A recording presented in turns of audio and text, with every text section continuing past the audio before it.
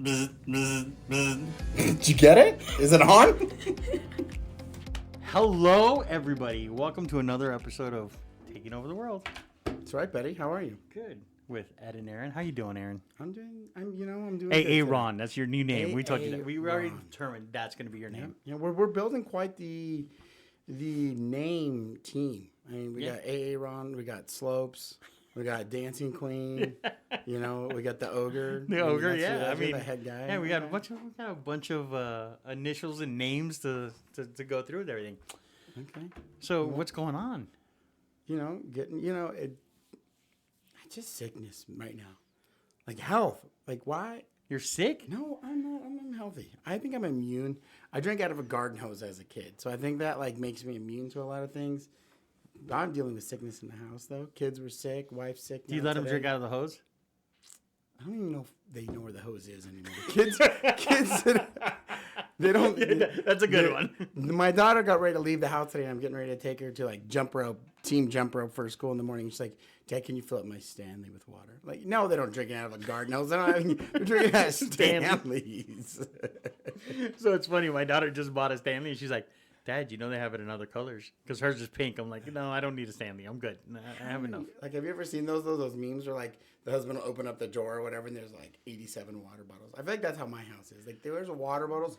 Our kitchen counter at any given time has no less than 14 water bottles on it. Well, I mean, there's 5 people in the family. I drink one. I think I drink one water bottle for 4 months straight until my wife confiscates it and puts it through the right. I'm just putting water in it every day. I don't isn't water supposed to clean things? I don't understand why I need to I'm not passing it around. I don't understand. You know what? That's a pet peeve of mine. I don't understand how often you have to wash your water bottle if you're the only one drinking out of it and you're just drinking water. Why do I gotta wash it once a week? Because they're bacteria, dude. From where? From me? Yeah. You're a walking bacteria. You're a walking bacteria. And that might be the case. So no matter if my water bottle's clean or not, I still have the bacteria. Yeah, but my water bottle's not the one giving it to me. When it filters through your bottle and your water and your thing and it comes back to you, it's that's why I don't strong. get sick. I'm banking on it. I'm going to come out with a PSA and be like, you don't need all this other stuff. You just need to drink out of the same water bottle for a month straight. No, okay. Well, don't be mad at me because I got the cheat code. I'm not getting mad. I have a mental. I need to take a mental health day.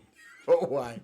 Because I'm so tired of going on social media and seeing all these people that I'm this, I'm that, I'm the greatest, I'm the top producer in this field. Hey, come pay me $49.99 and I'll show you exactly how to do exactly what I do. It's just my mental health can't deal with this anymore. What I want to do is I want to blast everybody. I just want to get on there and be like, you've closed 3 deals in your entire life, and you're going to come in here and say you're a top producer? Get out of here, dude. It's one of those things. We've had this conversation for a long time, and, you look at the guys, I feel like for the most part, you look at the people that are really big influencers in whatever industry they're in, whether it's, I don't know, real estate or investing or this or that. It's you don't see them on their social media very often. It's hey, have you want to join my class for no, man, they just put their stuff out there. They let the talking do them for themselves. They let their results talk for themselves. They let other people talk for themselves, right? When I signed up with my coach, it wasn't because I saw some YouTube ad pop up or jump on my Instagram. You didn't get up at 2 o'clock in the morning? He's not posting, infomercials have you ever wanted to close 100 deals a month, but you didn't have the right mindset? Click here, right? Everybody's got their magic bow, right? It was a referral from a friend of, it was actually a friend of my brother's who's dude, you need a coach. That's what you need to do. And people have been saying that, tell me that a long time. It's this is the dude. I'm okay, well, if you endorse it, whatever, it's word of mouth, I go with it. But you're right. Some of these, I feel the more commercials you have out there, hire me, that's just advocating, dude, I don't want to hire you. It's the same people that be hey, this is the home of the week, or, look at me, here's my top award.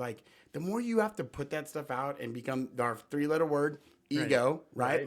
The more you got to play to your ego, it just convinces me you're less the person that knows what the hell they're doing. You know what? It goes into so that I saw it this weekend. I was like, I need to take a break from this stuff because it's going to drive me insane. Because I just want to blast people, right? Because Just get rid of them. Unfriend them. That's the beauty. That's the beauty of social media. No, I want to just blast. Like I start typing stuff out, and then I'm like, one of these days I'm gonna type it out and hit send before I can retrieve it. And it's gone. It's there forever. And you know what? I'm kind of okay with that. Nope. That's why we need my app. Like all these Chat GPT and keyboard functions you can put on. Some of them need like a 2-hour or 24-hour like passcode release, so that when you type that thing and post it and you have immediate remorse, you have like you can like enact your 3-hour countdown and type in your don't arm or like your nuclear launch code to disarm the text or the post. Like I meet with so many people, right? I mean, I got back from Phoenix. I meet with so many people that make money, right? And make some sick amounts of money. Right. And I'm not one of them. Like, I'm trying to get in the rooms with them because that's what they do. I mean, the guy had your jet. Exactly. So those are the rooms I want to be a part of. But I never see him posting like, hey, look at me. I'm this. Hey, look at me. Like, I don't see that. Yeah. I always see the ones they don't need to. I see the ones that don't do it that are always saying, hey, look at me. You know, it's almost like Caleb over at USC. Hey, I want to own part of the ownership of the team. Yeah, I want to do this. I want to do that. And then, you know, painting his nails with the initials of the school he's playing to kind of make fun of him. What happened to you on Saturday, buddy? What were you doing on Saturday? What was he doing on Saturday? What's their record now? I mean, I don't know how many 6-3. wins. 6-3. 6-3. So they're out of everything. I mean, that goes back to the old saying, like, you know, if your mouth's writing checks, you know, you're better be able to cash it. He ain't cashing it right now. And a matter of fact, he ain't cashing a whole lot of nothing because, you know, he comes out last year or whatever. You know, he's the Heisman winner, and now he was the front runner for the Heisman this year. SC's going to win a title, and they had all this. And, I mean, these teams are so competitive with this portal and stuff now. It's like, man, he got put on blast. I mean, if anything, I think he's watching his draft stock, and he's like, pew, pew, pew. I mean, dude, to come out and say, I'd like a percentage of the team. I know I'm 6-3 this season in college, but I'm going to go ahead. Like, you're not going to win the Pac-12. You're not going to be a national title contender. You're not going to win the Heisman, but yet you are going to want a percentage of the team. And next thing you know, you can get, you know, your Jamarcus Russells, your Tim Tebow's, like, that guy. Yeah. Great college quarterback. I'd give Tim Tebow part of a franchise before I give Caleb Williams. Oh, right? For sure. Like, some of these guys, they have one run, one miracle season, and they think they're one-hit wonders. Yes. And they think they're entitled to the keys of the franchise. Like, I mean, I think we've talked about it before. Could you imagine if somebody's like, you know what? You remember who the last one was? We'll get you. But just imagine if some knucklehead at the top of this draft is like, we'll give you 1% ownership. Who, like, okay, if let's go to a quarterback, Patty Mahomes, good old Patty, right? He's like, this guy's getting 1%. I'll go ahead and take 5, right? Like, I'll make a deal with you. Yeah, like, then, you give me 5 and we're straight, right? And then you're gonna have the non-quarterbacks. Then you're gonna have your wide receivers, Tyreek Hill, right? He's gonna show up to Dolphins. He's like, guys, you're go ahead. Kelsey Swift. Kelsey Swift. Yeah. I'm gonna need 3%. Like, where does it stop? Yeah, this guy's. It's gonna be interesting to see what happens. Like when he goes to the combine. And not so much his skill set. It's going to be these interviews. Like straight out. You remember the movie Draft Day with Kevin Costner? I love that movie. Right? So good. When I first time I watched it, I was like, this movie's dumb. Second time, I'm like, this is the greatest movie I've ever seen. We used to put a $100 bill in there. Yeah. Oh, he goes, take the deal, you pancake eating motherfucker. Oh, that's one of my favorite lines of all time. But it's like there was that quarterback in that movie. He dropped, and they're like, and people are like, why is he dropping? And they, and Kevin Costner's famous question to him is like, hey, who's at your birthday? And he couldn't answer, but it's right. Like, dude, Caleb Williams, like, you hate to blast the guy. I'm sure he's a great quarterback and someone's going to draft him, but it's like the decisions he's making now, like, you can't put a guy like that in an NFL locker room. Like, they're going to eat that kid alive, and you're going to lose the locker room real fast. So going back to something, let's move on from this just craziness, because these is all craziness. Yeah. What's your all-time favorite movie quote? Oh boy, there's some good ones. I mean, just one that like sends chills down here, like straight out of Tombstone. When he's like, "Hey, tell him I'm coming and I'm bringing hell with me." I mean, that's a solid one. I mean, Tombstone's littered with something like, "I'll be your Huckleberry." I mean, then you got some great ones. I mean, then you go down like the funny avenue. You get Ricky Bobby, like I think you're Baby like, Jesus. you're not first. Yeah, baby Jesus. You're not first. You're last. You know, you're gonna taste the thunder. You ain't rubbing. You ain't racing. I mean, whew, there's some good ones out there. I like. I All right, personally where are we going with this? I feel like you got a good one coming up. I like Tonight We Dine in Hell. That's a good one for 300. You know, that's a good one. I like the greatest trick the devil ever pulled was showing the world he didn't exist. Usual Suspects. That's one of my favorite movies. It's getting deep. Oh, I mean, now we're getting into the. You want the truth? You can't handle the truth. that's another good one. Yeah, it just got me thinking when you were mentioning that you pancake eating mother. Oh, that's one of my favorite lines. And you know, one of my favorite scenes is, I want you to deal with your problems with getting on the phones. Just pick up the phone and dial. Yeah. We can't really discuss that whole line. This is you can't discuss that movie. Wolf of Wall Street's a movie that you can't talk in public about. I mean, it's like a PR nightmare. I mean, like, but you know what's funny though? Is like you look at some of these, like you look at that and you wonder, like, man, I don't know what year that movie was released, but I mean, they pushed, and I get it, it's rated R or whatever. I mean, but you know, it's funny because I was watching The Office last night, one of my favorite TV shows of all time. But you go back to those first couple seasons and you rewatch some of that stuff, and you're like, huh. That probably shouldn't be on TV. But that's part of what made them good. Yeah, no, I get it. There's scenes in there, and I think the craziness about the Wolf of Wall Street is that is a lot of what really happened. Yeah, like it's just that's his life. That was his life. Maybe they exaggerated some for Hollywood to make the movie better, but man. But there's people that just have that gear, you know, like, and we're not all raised the same, bred the same, have the same mindset. And, you know, I think that's what makes teams and groups and collaborations so cool is that, you know, you all get to play off each other, but everybody has their own style. But I mean, man, you get some of those Wall Street guys, those New Yorkers, man. But see, I'll tell you what. So that's the thing is how do you, so I'll ask you the question, right? How do you get somebody to match? How do you get somebody to match your intensity?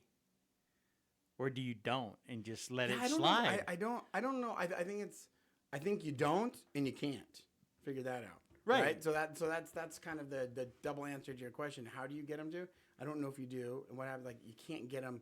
Not everybody's going to have your intensity. And I think it comes down to the old mirror and matching, right? So it's like you've got to find a way to pull the best out of somebody, right? Now, their best may not be the same style or the same best that you have. Right. But to each their own, right? Like, you know, you go back to all these sports, you know, like we're obviously big sports guys. So everything kind of always revolves back to sports, right? Yeah. It's like you just have guys that are different, right? Like I even look at like my 12U baseball team, right? There's 10 kids on that team and they're all different. So it's like someone's going to have this kind of intensity, someone's going to have this kind of intensity, and the positions that they play kind of dictate that intensity. I mean, you go back, you want to talk about movies, right? I mean, would you remember the movie The Program? The Program. Oh my gosh. It's over. Shut it down. You don't remember The Program? No. Omar Epps was in it. When the quarterback, he was running for the Heisman, like Cain is Abel. What was the I'd have to coach? watch it again, but I don't remember it. The older dad, James Caan, or whatever his name is. Yeah, James Caan is the actor. Right, dude. Oh, they were in it. But there was like a couple of dudes, I mean, old school defensive lineman, middle linebacker who was all jacked up on steroids. Like, dude, their intensity was unmatchable. But it worked for their position. Right. They had to have that intensity. Where you get a quarterback, right? You want him to be intense, but you also need him to be calm, cool, collective, be able to, you know, like. So I think you've got to be able to pull somebody's intensity out of them that best suits them, right? If you try to change them into a crazy intense person, I don't think it worked. And if you end up with, you know, I mean, you go into our sales office, if we had all 5 of us in there and we all had this alpha intensity, we'd get stuff done. We'd kill each other in the process. Dangerous, yes. We'd kill each other in the process, but so that going again, we go back to sports all the time because that's the easiest analogy for us to comprehend, right? And maybe it's my simple mindset, but like AP, Antonio Pierce, just took over the Raiders. Yeah. He was asked this week, hey, why was your practice squad players on the sidelines? because nobody does that. And his answer was, because they're on the team, they've earned the right to be there. And I was like, and he's like, yeah, so my job as a leader is to hopefully teach them and groom them to get out of being practice squad players and become better people and become starters in the NFL somewhere. Right. So I want them to get the full experience. And I think it's kind of what we do on teams, right? We bring people on. We try to teach them and groom them and get them to understand the process and what happens in real estate and how we can help them to see them grow. Like Sure. my success story is always Lisa, who left our team. And I was like, she left. She moved to another city. She still calls me. She's grown her business exponentially. And I'd like to think I've had a little part in that, and it's helped her a little. But I think that's our job, right? Just like it is our job to educate clients on what the process is, what we're going to do to help you, how we can better serve you. Like you met with a client today, and she was super happy because she sees hope at the end of the tunnel where people are just on her, hey, I don't want to work with you because you're not a deal today.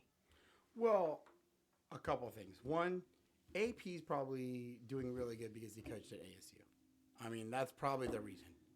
When he was at ASU, we were doing pretty Why good. does everything go back to ASU? It's not my fault AP was coaching at ASU. Everything's an ASU thing. We built a really good staff there, Bro, but the problem is you guys all these you guys NFL are guys- winning one game or two this year, so Listen. it ain't that big a deal over there. Well, that's because he was there until they all got dismissed.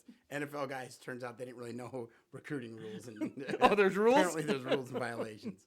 But I think that goes back to it, right? Like you look at these coaches, you look at these leaders, and they always ask the questions. They probe, and they make you think, and they push you out of your comfort zone because it's our jobs, as coaches, as leaders, as team leaders, as whatever, to get the best out of each person. And that best is going to be different. It goes back to that intensity. Like everybody's just a little bit different. And so as a leader, you have to be able to pivot and spin and find out, okay, listen, I know Ed is really good at this. I know this. So I gotta treat him and talk to him a little bit different to poke and pry to get him to be the best at what he does. Now this person, maybe they're not as strong in this category, but they're strong in this category B. So I gotta shift my now coaching and my talking style to get the best out of that person. And Right. I think that's what makes some of these leaders and some of these coaches so dang good is because they learn early that not everybody is coached the same way. Right. And you can't put a blanket statement on these people like, well, this is the way it's going to be like every, like with our client that was in here today. They wanted the easy route. Every client fits this mold, blah, blah, blah. We do this, we do this, we do this. If they don't fit into that box, we can't help them.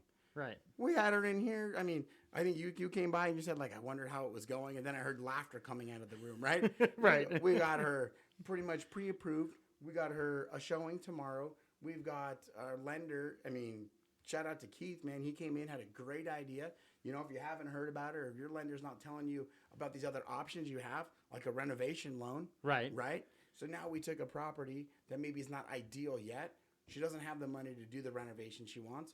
Keith brings up, out of this strategy session, and that's what we really try to show our clients. Like, this is not us coming in here trying to sell you something. This is us sitting down with you, trying to build a plan, try to strategize, and get you in the best position possible. She left here happy as clam. We're going to see a property tomorrow. Hopefully we get an offer on that. Hopefully we'll have the contractor out there to get the bid and wrap it all up into one and get her out of a bad situation she's in right now because we strategized. We thought outside the box. We didn't treat her as, she's like everybody else. Well, Right. doesn't fit into the easiest box. Move on next. Right. And that's the thing I think we do a good job of focusing on how can we help. And we were talking about that yesterday, right? We were talking about that in the office yesterday. How can we help? Like, I don't need to sell you. The house is going to sell you. Your credit and your financial situation is going to dictate how much you can spend. Like, I can't dictate any of that. All I can Right. do is how can I help you get into a home that suits your needs?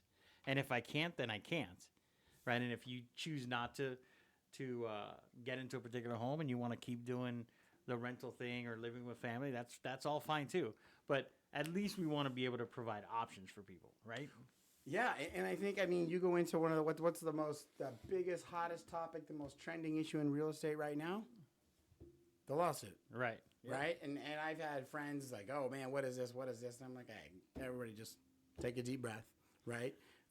Nothing's gonna change for the next 5 years. Right. Like, You know, you got that stuff, but you're going to have all these weekend warrior agents, everybody that, you know, getting into real estate, the barriers to entry are not real tough when it gets into real estate, right? I mean, I made it in. Listen, it's what you do after that, right? Right. You know, you can go pass your driver's test, but if you're a terrible driver, you're just a terrible driver, right? You can pass your agent test, you can do your 90 hours, you can pass your tests, and at the end of the day, I mean, you can be a real estate agent.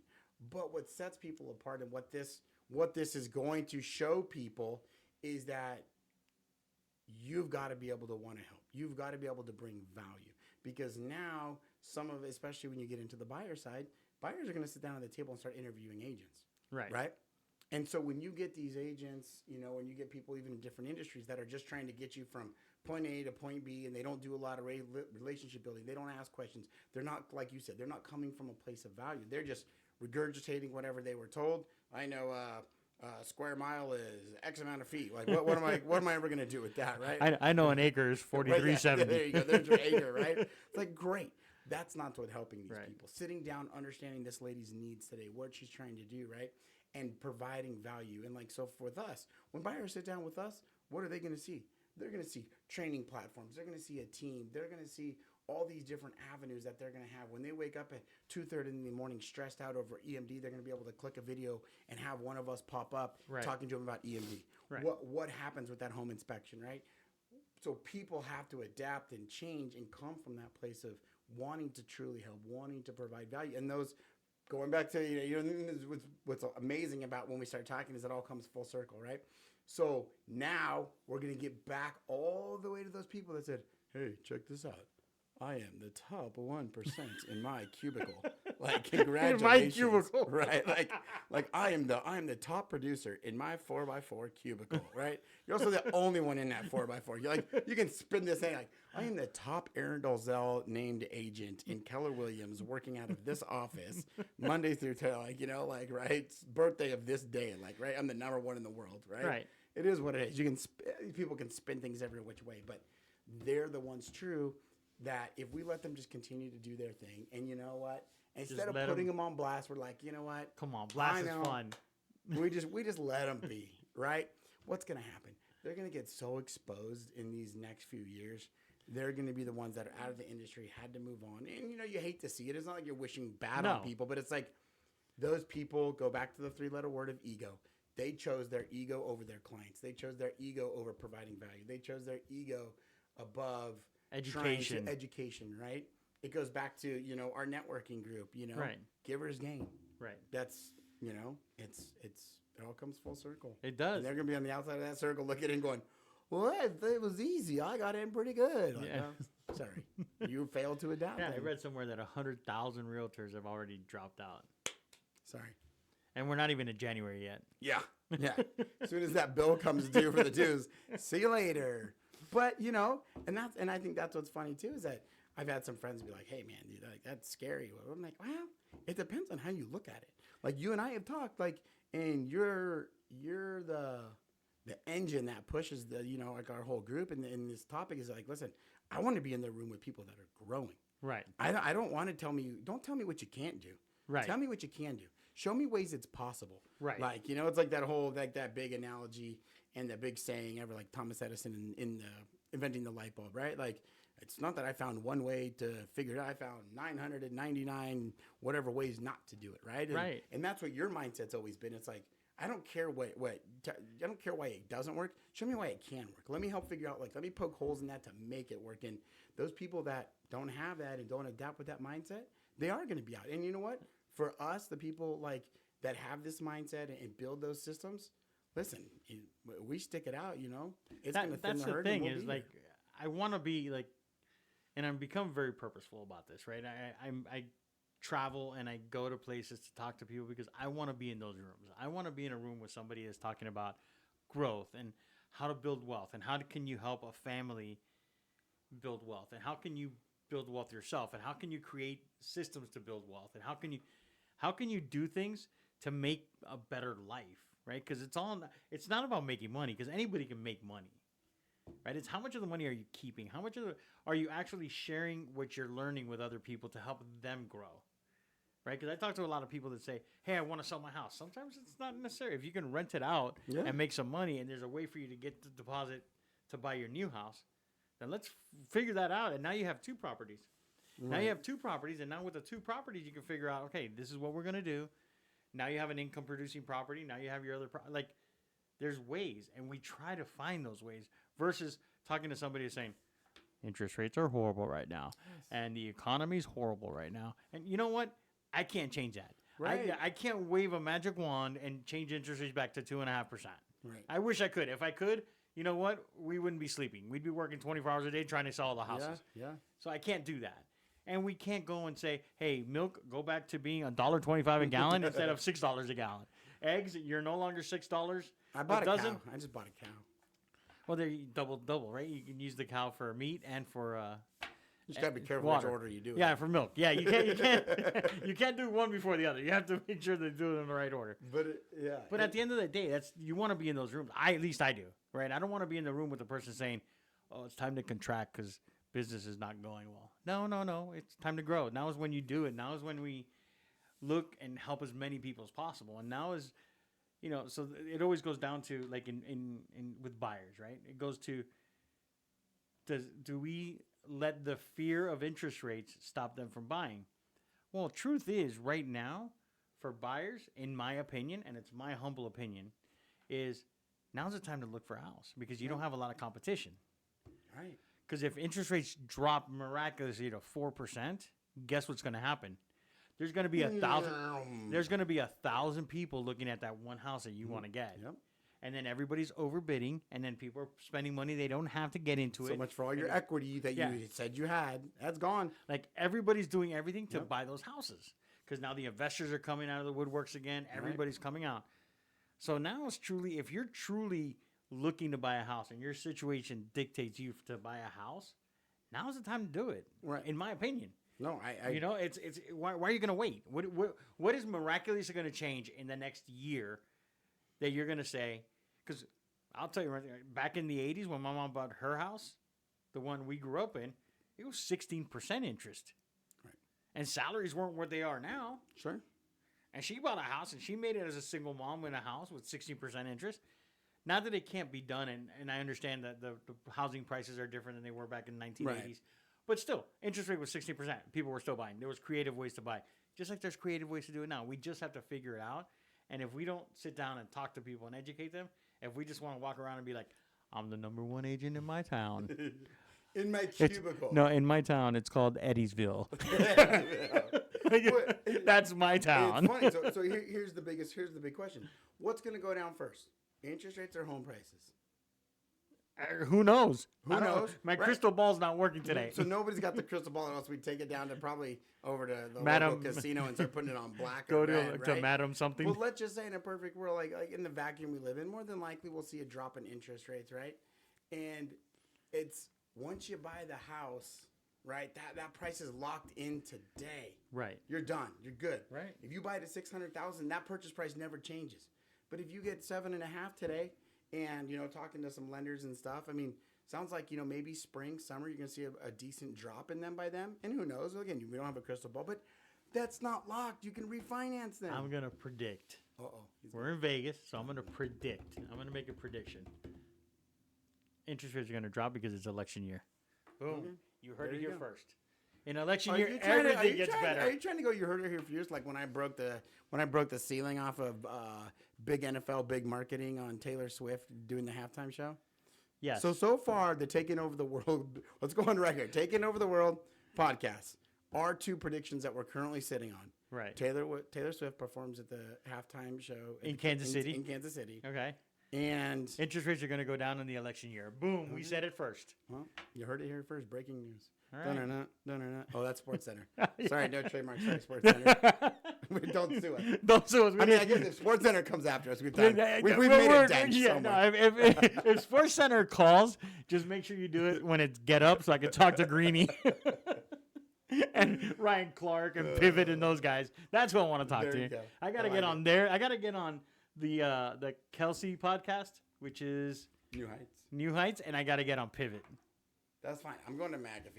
We're gonna start in the basement. Oh, and you're end up gonna at go. McAfee. You're gonna go McAfee. Yeah. Cut the sleeves off. We were supposed to wear sleeveless today. Next week. I hit the gym this week. All right, buddy. See ya. Have a good week, bro.